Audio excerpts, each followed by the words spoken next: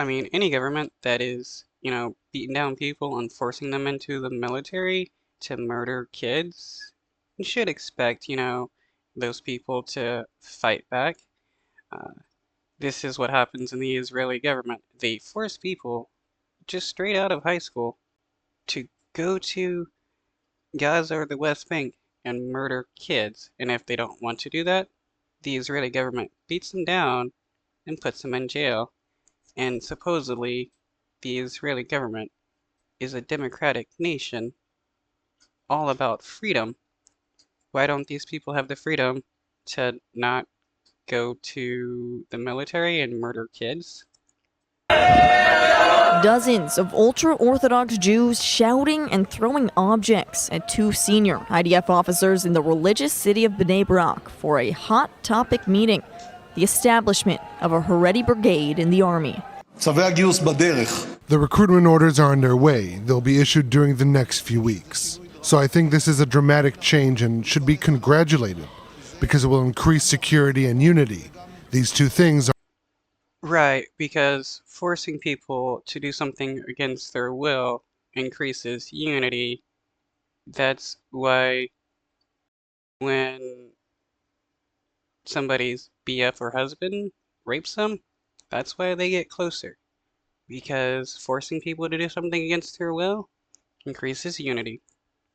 important. The IDF confirmed Tuesday it will start sending out initial draft orders to ultra-Orthodox yeshiva students on Sunday.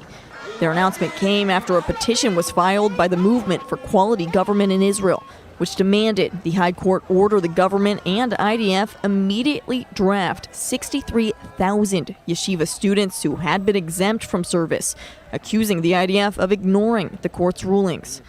The Knesset Foreign Affairs and Defense Committee chairman said he'll start working on a draft bill on Wednesday, and anyone opposed is welcome to join the discussion. There is only one place. If you're opposed, all they're going to do is have the cops beat you down, because that's how the Israeli government works. You speak out against the Israeli government, and they beat you down until you decide to agree with them.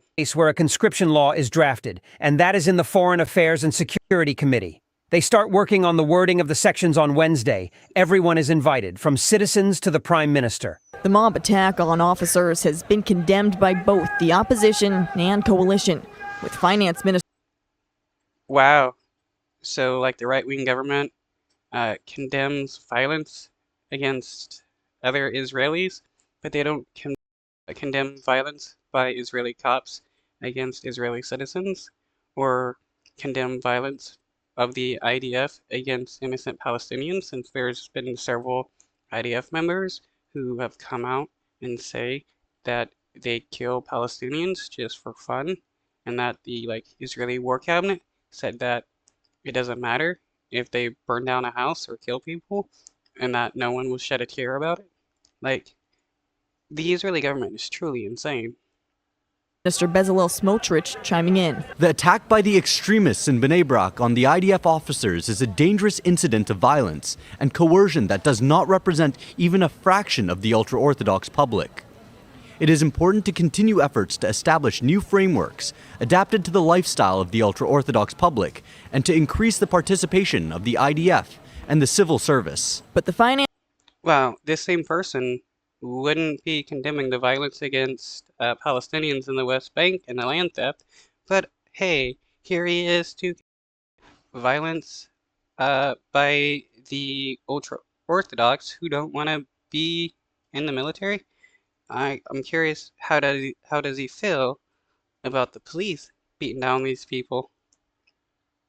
The Finance Ministry also warned Tuesday of possible damages to the economy, citing a new report that found if ultra-Orthodox men are drafted, it could hurt efforts to integrate this population into the workforce. So many details still need to be ironed out if this section of the religious population